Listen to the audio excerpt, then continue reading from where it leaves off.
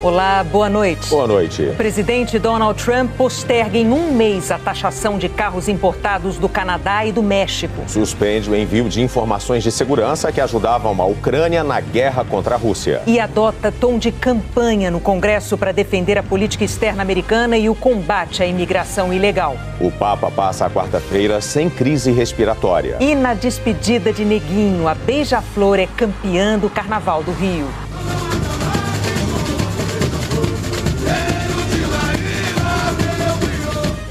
O Jornal Nacional está começando. Bom, pessoal, tem um recado aqui importante para vocês. Como vocês podem ver na tela, eu estipulei aqui uma meta mensal para que eu possa continuar aqui trazendo esse tipo de conteúdo no canal. E agora eu vou explicar o porquê. Galera, o conteúdo do Jornal Nacional demanda muito tempo para ser produzido e atualmente eu não recebo nada da plataforma para trazer esse tipo de conteúdo aqui no canal. Antes disso, eu gostaria de pedir aqui a ajuda de vocês para colaborar com qualquer valor através da nossa chave Pix, que é o número de telefone, ou você também pode escanear esse QR Code. E assim que a meta for atingida, irei retirar todo e qualquer anúncio da tela. Muito obrigado a todos vocês que estão ajudando e agora fique com a programação de hoje. Donald Trump fez o primeiro discurso ao Congresso americano desde que tomou posse. Em 1h40, Trump defendeu na noite de terça-feira as primeiras ações do governo, entre elas o combate ostensivo à imigração ilegal e a retirada do país de organismos internacionais. Ouviu protestos e aplausos. Donald Trump entrou no plenário da Câmara ovacionado pelos parlamentares do partido dele, o republicano, mas também sob protesto da oposição democrata. Uma deputada segurava um cartaz dizendo: "Isso não é normal". Trump começou o discurso celebrando a volta à presidência. America is back. Ele disse que foi a maior vitória em décadas. The presidential election of November 5th was a mandate like has not been seen in many decades. We won all 7 swing states, giving us an electoral college victory of 312 votes. We won the popular vote by big numbers and won counties in our country. O deputado democrata Al Green protestou e gritou que isso não dava ao presidente o direito de cortar assistência de saúde para os mais pobres. Ele foi retirado do plenário por ordem do presidente da Câmara, o republicano Mike Johnson. Donald Trump então enumerou medidas tomadas nas primeiras 6 semanas de governo, como uma declaração de emergência na fronteira para combater a imigração ilegal, a retirada dos Estados Unidos do Acordo do Clima de Paris, da Organização Mundial da Saúde, do Conselho de Direitos Humanos da ONU e o fim das políticas de diversidade e inclusão. Ele destacou a criação do Departamento de Eficiência Governamental para enxugar a máquina pública. O departamento é liderado pelo bilionário Elon Musk. Thank you, Elon. He's working very hard. He didn't need this. He didn't need this. Sem apresentar provas, Trump disse que já encontrou centenas de bilhões de dólares em fraudes no governo. Ao longo do discurso, democratas seguraram placas de protesto que diziam mentira e Elon Musk rouba. O discurso no Congresso é uma tradição dos presidentes aqui nos Estados Unidos. O de Donald Trump foi o mais longo em 60 anos. Durou 1h40. O presidente defendeu suas propostas de governo nas políticas interna e externa, como o tarifaço sobre produtos importados da China, México e Canadá, que passou a valer nesta semana. Trump disse que a medida também deve atingir o Brasil. If you don't make your product in America, however, under the Trump administration, you will pay a tariff, and in some cases, a rather large one. Other countries have used tariffs against us for decades, and now it's our turn to start using them against those other countries. On average, the European Union, China, Brazil, India, Mexico and Canada, have you heard of them? And countless other nations charge us tremendously higher tariffs than we charge them. It's very unfair. Em média, o Brasil taxa em 2,7% as importações dos Estados Unidos. É bem menos do que as tarifas para produtos do resto do mundo, que em média são taxados em 12,4% pelo Brasil. No ano passado, os Estados Unidos tiveram superávit na balança com o Brasil. O presidente ameaçou mais uma vez tomar o controle do Canal do Panamá. E também voltou a dizer que os Estados Unidos vão anexar a Groenlândia, um território autônomo da Dinamarca. We need Greenland for national security and even international security, and we're working with everybody involved to try and get it. But we need it really for international world security, and I think we're going to get it. One way or the other, we're going to get it. 2 dias depois de interromper o envio de ajuda militar para a Ucrânia, Trump disse que recebeu uma carta do presidente ucraniano Volodymyr Zelensky. Na mensagem, segundo Trump, Zelensky agradeceu a ajuda americana e disse que está pronto para assinar um acordo de exploração mineral com os Estados Unidos. I appreciate that he sent this letter, just got it a little while ago.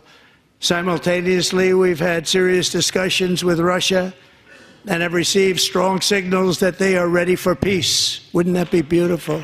Wouldn't that be beautiful? Trump terminou prometendo aos americanos um futuro de ouro. My fellow Americans, get ready for an incredible future because the golden age of America has only just begun. It will be like nothing that has ever been seen before. Thank you, God bless you, and God bless America. Historicamente, presidentes americanos se dirigem ao Congresso para discutir políticas que precisam de apoio do Legislativo. Trump destacou o que fez sem precisar do Congresso, como os quase 100 decretos presidenciais que assinou no começo do mandato. Alguns parlamentares democratas deixaram a Câmara durante o discurso, em protesto contra as políticas de Trump. Hi everyone, I'm Melissa Slotkin. Como é tradição, depois do presidente, um integrante da oposição se dirigiu ao Congresso. A senadora Elissa Slotkin, do Michigan, alertou que as tarifas sobre outros países podem aumentar os custos para a economia dos Estados Unidos. A democrata reconheceu que os americanos querem mudança, mas disse que é uma forma responsável e uma forma imprudente de fazer isso. E afirmou: podemos fazer essas mudanças sem nos esquecermos de quem somos, como país e como democracia. And as a democracy. Apesar de ter feito essa defesa enfática no Congresso, hoje Donald Trump decidiu postergar por um mês a taxação sobre carros importados do Canadá e do México. A tarifa de 25% tinha começado a valer ontem. Para os outros produtos, a cobrança foi mantida. A porta-voz da Casa Branca afirmou que a decisão ocorreu depois de Trump conversar com representantes das 3 maiores montadoras americanas e que o recuo foi necessário para não deixar essas empresas em desvantagem econômica. A cadeia de suprimentos da indústria automobilística dos Estados Unidos é altamente integrada à do México e do Canadá. O recuo de Donald Trump repercutiu no mercado financeiro e aumentou as expectativas dos investidores de que haja uma flexibilização da política tarifária dos Estados Unidos. Os principais índices das bolsas de valores americanas e da Bolsa Brasileira fecharam em alta. O dólar teve a maior queda diária percentual em relação ao real desde outubro de 2022. A moeda vale agora R$ 5,75. A Suprema Corte dos Estados Unidos rejeitou hoje uma tentativa do governo americano de bloquear o pagamento de quase 2 bilhões de reais em ajuda humanitária. Donald Trump tinha suspendido as atividades da principal agência de desenvolvimento internacional dos Estados Unidos. Mas a Corte decidiu que o governo precisa pagar projetos que já foram executados. E nesta quarta-feira, Donald Trump suspendeu a transferência de informações do Serviço Secreto Americano à Ucrânia. Os dados serviam para o país se defender e revidar os ataques dos russos. O conselheiro de Segurança Nacional, Mike Waltz, e o diretor da CIA, John Ratcliffe, confirmaram que os Estados Unidos fizeram uma pausa no compartilhamento de informações com a Ucrânia, mas não deram detalhes sobre quais serviços seriam afetados. Se a interrupção for total, os satélites americanos não vão mais informar aos ucranianos quando os russos estiverem fazendo um ataque aéreo em larga escala. Isso comprometeria seriamente a capacidade de a Ucrânia se defender em alguns meses ou até semanas. Sem as coordenadas dos satélites, os ucranianos também terão dificuldades para atacar alvos em solo russo. Esse foi mais um golpe duro para a Ucrânia, depois do bate-boca público de sexta-feira entre Donald Trump, J.D. Vance e Volodymyr Zelensky no Salão Oval da Casa Branca. Na segunda-feira, o governo Trump já tinha anunciado uma suspensão da ajuda militar à Ucrânia. Para tentar uma reaproximação, Zelensky tem feito elogios e dito que está disposto a negociar um cessar-fogo liderado por Trump. Diz também que está pronto para permitir que empresas americanas explorem minerais raros na Ucrânia. O Kremlin classificou como positiva a última carta do presidente ucraniano para Trump. Volodymyr Zelensky vem fazendo uma maratona de conversas com os aliados aqui da Europa.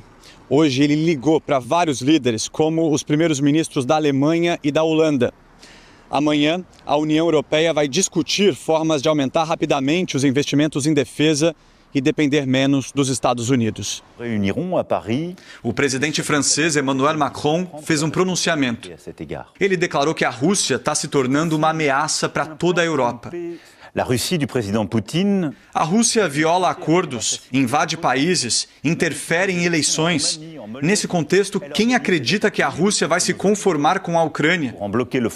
Se um país invade o outro impunemente, é a lei do mais forte que se aplica, ponderou Macron. Ele disse que espera que o governo americano continue a ajudar a Ucrânia e a Europa, mas que os europeus precisam estar preparados caso os Estados Unidos não continuem ao lado deles. Macron prometeu dobrar o efetivo das Forças Armadas francesas nos próximos 5 anos. O Vaticano informou que o estado de saúde do Papa permaneceu estável hoje. Não houve nenhuma crise respiratória. O Papa continua recebendo oxigênio de alto fluxo durante o dia e a ventilação mecânica não invasiva será retomada durante a noite. Francisco voltou a trabalhar e passou o dia na poltrona. Intensificou a fisioterapia respiratória e a fisioterapia motora ativa foi descrita pela primeira vez nos boletins. Diante da complexidade do quadro clínico, o prognóstico permanece reservado. Esta manhã, no apartamento dele no 10º andar, Francisco participou do rito de bênção das cinzas e comungou. De manhã, ligou para o pároco de Gaza, Gabriele Romanelli, e à tarde alternou descanso e trabalho. Hoje foi divulgado o texto do Papa para o ritual do início da Quaresma, escrito antes da internação. Em uma das suas reflexões, o Papa diz que não adianta exorcizar a morte, que é preciso lidar com ela. Na homilia, Francisco diz ainda que as cinzas revivem em nós a memória do que somos e também a esperança do que podemos ser. O Papa Francisco também enviou uma mensagem para o início da campanha da fraternidade, que esse ano fala de ecologia. No documento escrito pouco antes da internação, o Papa pediu que todos nós possamos mudar nossas convicções e práticas para deixar que a natureza descanse das nossas explorações gananciosas. E numa referência à COP30, que vai ser em novembro em Belém, Francisco disse que a Igreja está disponível para ajudar que as nações e os organismos internacionais possam comprometer-se efetivamente com práticas que ajudem na superação da crise climática e na preservação da obra da criação. O Papa finalizou pedindo para que os fiéis continuem a rezar por ele. No santuário em Aparecida, fiéis responderam o chamado do pontífice e ouviram a mensagem sobre o meio ambiente. Tem que aproveitar o tema, né? Nesse tempo de Quaresma e fazer as práticas para cuidar do meio ambiente, né? Afinal, é uma responsabilidade de todos nós, né? Há 61 anos, a campanha da fraternidade, que é sempre lançada na quarta-feira de cinzas, aborda assuntos importantes para a sociedade. Neste ano, discute a ecologia integral. Campanha da Fraternidade 2025. O tema da campanha da fraternidade será debatido até o fim do ano nas paróquias. A Igreja Católica quer conscientizar os fiéis de que todo mundo é responsável por cuidar do meio ambiente e que mesmo os gestos simples fazem muita diferença. Vamos cuidando da nossa vida, da vida dos outros, dos povos originais e também cuidar da vida das futuras gerações. Em Brasília, a Conferência Nacional dos Bispos do Brasil reforçou a importância do tema. O mundo hoje está precisando de uma nova mentalidade, está precisando de um novo estilo de vida que não prejudique a natureza e que não tire a dignidade das pessoas. A seguir, a previsão para o fim da onda de calor. E a quarta-feira de carnaval em Salvador e no Recife. O ministro Alexandre de Moraes, do Supremo Tribunal Federal, arquivou hoje o inquérito que investigava o governador do Distrito Federal, Ibanez Rocha, do MDB, por suposta omissão nos atos golpistas do dia 8 de janeiro de 2023. Moraes atendeu a um pedido da Procuradoria-Geral da República, que não viu elementos para continuar a investigação. A Justiça de São Paulo condenou mãe e filho pelas agressões racistas contra o músico Ed Júnior 2 anos e meio atrás. Ed e vizinhos contaram que os ataques começaram assim que o músico se mudou para o prédio. Numa das ocasiões, Elizabeth Morrone impediu que ele entrasse no mesmo elevador e o xingou de macaco, ladrão e imundo. Ela foi condenada a 1 ano e 3 meses de prisão por injúria racial e ameaça. E o filho, Marcos Vinícius Morrone Sartori, foi condenado a 2 meses de detenção por ameaça. Os dois em regime aberto. O advogado negou que Elizabeth seja racista. Disse que vai recorrer e que Marcos Vinícius tem uma anomalia mental e não poderia ser condenado. A capital da Argentina sofreu 2 apagões hoje. O primeiro corte no fornecimento de eletricidade foi às 10:06 da manhã e o segundo às 10:01 da tarde. A falta de sinalização paralisou o trânsito em Buenos Aires. Bombeiros socorreram 120 pessoas, a maioria presa em elevadores. Isso num dia em que a sensação térmica na capital chegou a 44 graus. O governo declarou que houve falhas nas linhas de transmissão. Agora, hora da previsão do tempo. Oi, Eliana, boa noite para você. Oi, Elter, boa noite para você, para Renata e boa noite para você. Tem risco de temporal do noroeste do Ceará ao leste do Amapá e do oeste do Amazonas ao sul de Rondônia. Nas áreas de chuva forte estão Rio Branco, Macapá, Belém e São Luís, com 30, 40 e 60 milímetros de chuva. Chove mais rápido nas outras regiões em verde, incluindo Salvador e Recife. Onde o mapa está amarelo, previsão de sol o dia todo. Caso de Curitiba, Brasília, Goiânia e Porto Alegre, com máximas de 29 a 36 graus. Em São Paulo e no Rio de Janeiro, pancadas de chuva de amanhã a sábado e tardes cada vez mais quentes, com 35 e 37 graus no domingo. O último dia da onda de calor. É quando uma frente fria avança pelo sul do país. Veja como fica bem quente até o dia 9 e como muda a partir de 10 de março, segunda-feira. No Rio Grande do Sul, tendência de frio. Por exemplo, em Bagé, amanhã mínima de 24 graus. Na segunda, apenas 11. No Sudeste, as temperaturas também caem na semana que vem. Mas é só um refresco, com máximas ainda perto dos 30 graus. Elter e Renata. Não, Eliana, mas mesmo com esse calorão todo que a Eliana mostrou, milhares de foliões se despediram hoje do Carnaval de Salvador. Foi o 12º dia de festa. Nem a sensação térmica de 33 graus desanimou a multidão. Tânia machucou o pé, mas fez questão de aproveitar. É o amor pelo Carnaval da Bahia. O cantor Léo Santana foi o primeiro a puxar o trio elétrico pelo circuito Barrondina. Já virou moda. O criador do tradicional arrastão, Carlinhos Brown, veio em seguida. Fez um ritual de saudação a Exu, orixá africano, para abrir os caminhos. Relembrou sucessos com o instrumentista Armandinho, filho de Osmar, um dos pais do trio elétrico.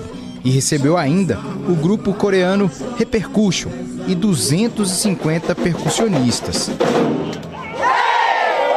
Do chão mesmo, seguiu pelo circuito para fazer a alegria dos foliões incansáveis. Quando Quando criou a festa há 30 anos, em 1995, Carlinhos Brown tinha uma ideia de homenagear os profissionais que trabalharam durante o carnaval, que só podem curtir na quarta-feira de cinzas. O evento cresceu tanto que se tornou uma forma de esticar ainda mais a folia para baianos e turistas. Nós estamos celebrando isso, sim, com as pessoas que trabalharam, mas tem gente que veio curtir mesmo do mundo inteiro. O cantor Daniel Vieira fechou o arrastão. No Recife, a quarta-feira de cinzas é sinônimo de bacalhau do Batata. Recolher a alegria e a bagagem não é fácil, não. A cidade se preparou para receber 4 milhões de pessoas neste carnaval. Turistas lotaram as pousadas. Mas espera, nem todo mundo saiu apressado assim. Tem espaço para mais. Eu vim aqui para prestigiar o Batata. E tem aqueles que não se intimidam com calor. Carnaval merece tudo, é calor, é frio, é chuva, sol. Quem ama tá sempre aqui. O Bacalhau do Batata pede passagem. Um bloco que o garçom Isaías Pereira da Silva criou com a intenção de curtir a folga, que para ele era só na quarta-feira de cinzas. E lá se vão 63 anos nessa pisada. Bom, quando o Batata estava naquele tempo, meio sufocado com aquela história de ficar trabalhando o tempo todo, transbordando de vontade de brincar carnaval, o bloco saía com um pouquinho de gente atrás do estandarte. Mas não tem aquelas ideias que pegam? O garçom morreu há 32 anos, mas a família dele leva a brincadeira adiante. Hoje, atrás do estandarte, que leva os ingredientes de uma bacalhoada, vai essa multidão.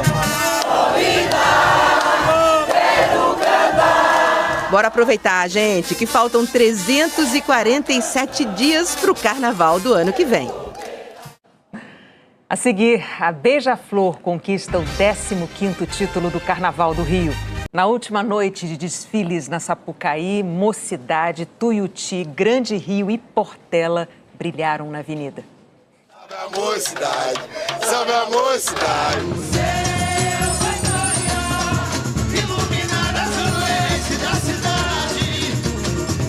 É a escola de Padre Miguel, com os pés fincados no chão, mas com a cabeça no espaço, entre o futuro e o passado, num visual bastante retrô.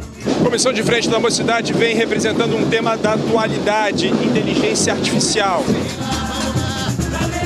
O ser humano cada vez mais preso à máquina e a máquina cada vez mais ganhando liberdade.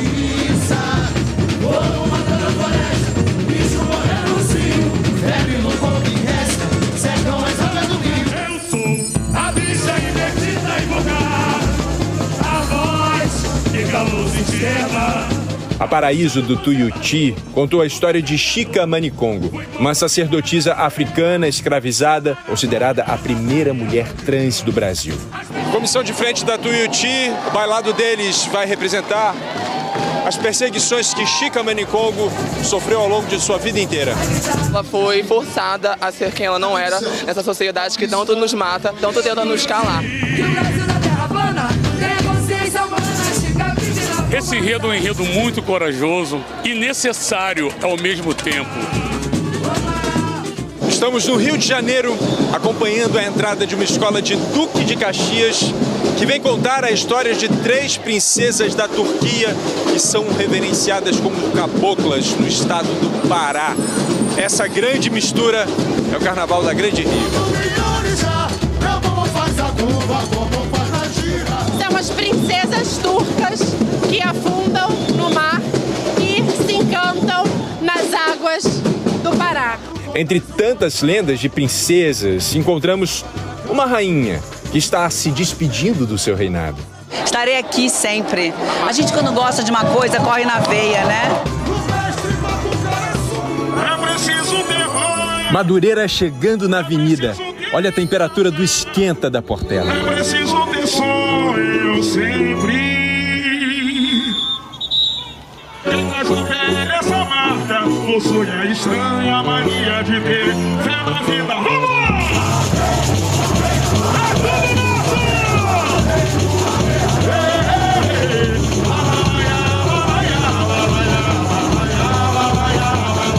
Sai do seu É Milton Nascimento com o pé na estrada partindo em procissão. Empurrado pela tradição da maior campeã do carnaval, a Portela. Nós somos os filhos do sol. Somos pessoas que foram tocadas pela música do Milton Nascimento durante toda a sua trajetória. Estou transbordando de emoção. O cortejo segue desfilando um repertório consagrado. O trem azul, o sol na cabeça e as baianas, todas elas Marias. E o que dizer da emoção da Dona Maria de Fátima, que viajou mais de 2.000 quilômetros de ônibus para realizar o sonho de ver a Portela na avenida. Só que ela errou o dia, ia perder o desfile. A direção da escola soube da história e convidou a Maria para ver o Milton de camarote. E é o conselho que eu dou: tenha um sonho, realize, tente realizar, porque a nossa vida é muito curta. A travessia está chegando ao fim, é o último carro da última escola da noite, um dos momentos mais aguardados desse carnaval, o momento em que Milton Nascimento finalmente entra na Sapucaí. Estou feliz pra caramba, das melhores coisas que aconteceram na minha vida, que a Portela me deu.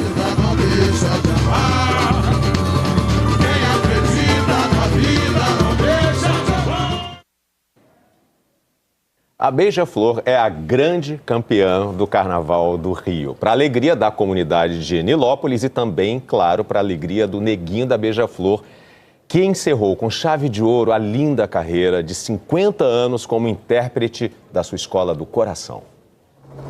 Na fábrica de sonhos do Carnaval, hoje é o dia em que criatividade e talento se traduzem em números, notas.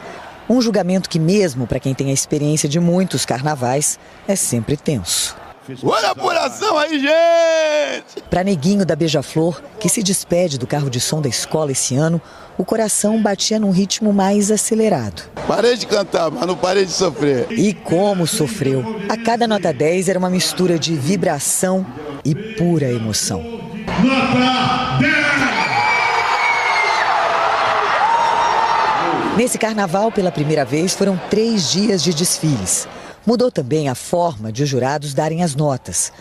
Os envelopes foram fechados a cada dia e as notas não puderam ser mais modificadas. 10. Enredo foi o primeiro quesito. Beija-Flor, Grande Rio, Imperatriz, Mangueira e Paraíso do Tuiuti saíram na frente, todas com as notas 10. Depois disso, Beija-Flor não largou mais a liderança.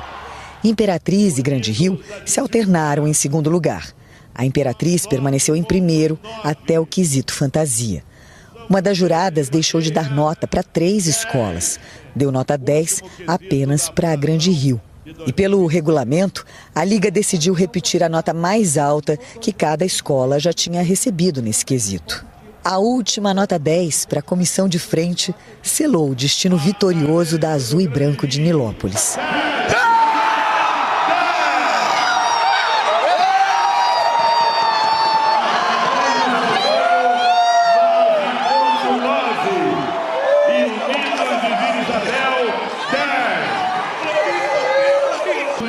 Oh, meu Deus do céu. Poxa vida. Ai, meu Deus. Um recado para a comunidade. Alô, comunidade, vamos comemorar, vamos comemorar. Chave de ouro, encerrei com chave de ouro. É o 15º título da escola, uma premiação para um desfile especial, em homenagem ao carnavalesco Laíla e que marca também a despedida de Neguinho da Beija-Flor da Avenida, depois de 50 anos.